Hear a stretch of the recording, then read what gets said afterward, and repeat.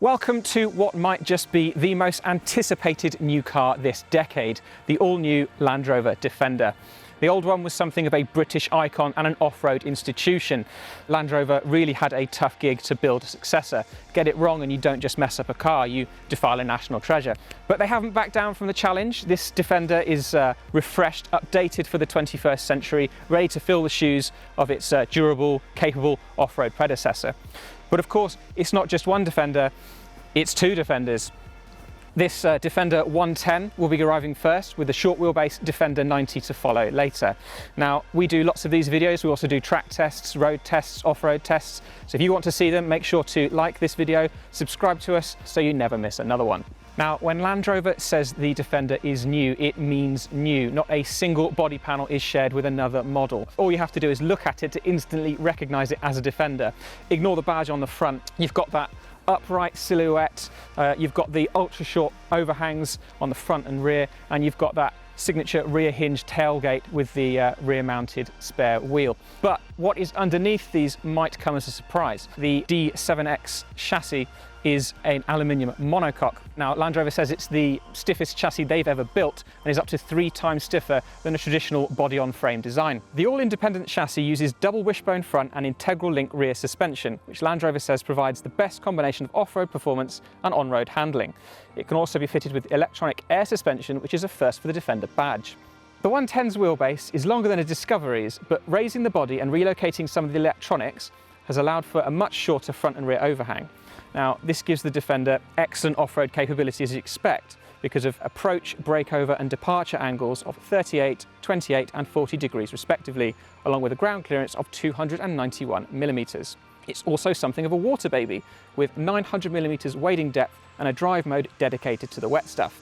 This boosts ride height, recirculates the air in the cabin, softens the throttle response automatically when it detects water, and then shows the depth of any surrounding water on your infotainment screen. Oh, and of course, it'll tow 3.5 tons. Off-road abilities come courtesy of permanent all-wheel drive, a twin-speed automatic gearbox and centre differential, plus optional active locking diff. Now, the original Defender could lock its central differential manually, but this new one is configured through a touchscreen, with Land Rover's terrain response system able to detect surfaces and set up the car accordingly. Or if you're an experienced off-roader, you can customise throttle, gearbox, steering and traction control yourself. Land Rover's engineers have covered some 1 million kilometres testing this Defender, with some 62,000 different tests they had to go through before they signed it off for production. So you might say they're pretty confident in its off-road abilities. What about engines then? Well, at launch you'll have a choice of 4-cylinder Ingenium petrol and diesel engines, as well as a 6-cylinder mild hybrid petrol, with a plug-in hybrid to follow later. Just don't expect an electric version anytime soon. The D200 and D240 diesels are sequentially twin turbocharged, while the P300 petrol uses a single twin-scroll turbocharger. The P400 mild hybrid uses a 48-volt supercharger and starter motor, as well as a lithium-ion battery that can recuperate energy under braking.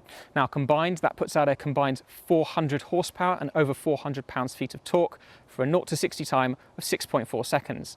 That makes it the fastest Defender going for now, at least until Land Rover's SVO department gets involved, which is almost certainly going to happen. All versions get an 8-speed ZF automatic gearbox, complete with that twin-speed, low-range transmission for off-road driving. Now, inside, the Defender is just as rugged as you'd expect, with visible fixings, grab handles for when the going gets rough for both driver and passenger, and a rubberized floor that you can brush clean. But don't go thinking that sturdy means simple. Behind this dashboard is possibly more technology than you'll find in any other Land Rover. Now, by putting this gear shifter in the dash rather than the centre console, frees up space for this optional third jump seat in the front, allowing for a 5 or 6 seat setup in the 90, or a 5, 6 or 5+2 setup in the 110. Now with the 110, if you fold the rear seats down, you've got a massive 2,300 litres of rear storage, so it's certainly practical. Land Rover's all-new Pivi Pro infotainment system makes its first appearance here, with a brand new interface, Apple and Android phone mirroring, and much speedier response to your inputs. There's a colour heads-up display as an option, designed with off-roading in mind, because it puts the information you need right in your eye line. The 3D surround camera gives 360-degree views while parking or off-roading, and Clear Sight Rear View turns the rear view mirror into a digital screen that effectively makes the rear pillars and spare wheel invisible. Add in Clear Sight Ground View, which lets you see through the bonnet using a front-facing camera, and there shouldn't be any off-road obstacle that you can't properly visualise while in your Defender. You can even keep an eye on fuel levels or remotely activate the air conditioning through a smartphone app now. This definitely isn't your granddad's Defender. Now, the old Defender was no stranger to customisation, and this new one will be no different, except it will be Land Rover doing the customising this time. They say it's the most customisable car they've ever built, with 4 distinct option packs and a whole catalogue of extras that you can add on to really make the car your own. If you want a safari spec Defender, you can add a fabric folding roof, or maybe you want to turn your Defender into all-terrain accommodation, then you can add the rooftop tent and ladder to help you get up there. Maybe you'd like to conquer the urban jungle rather than the actual one, then you can swap these steel wheels for 22-inch alloys. And Land Rover will even treat you to some SPF, satin protective film, that will keep the paint looking factory fresh.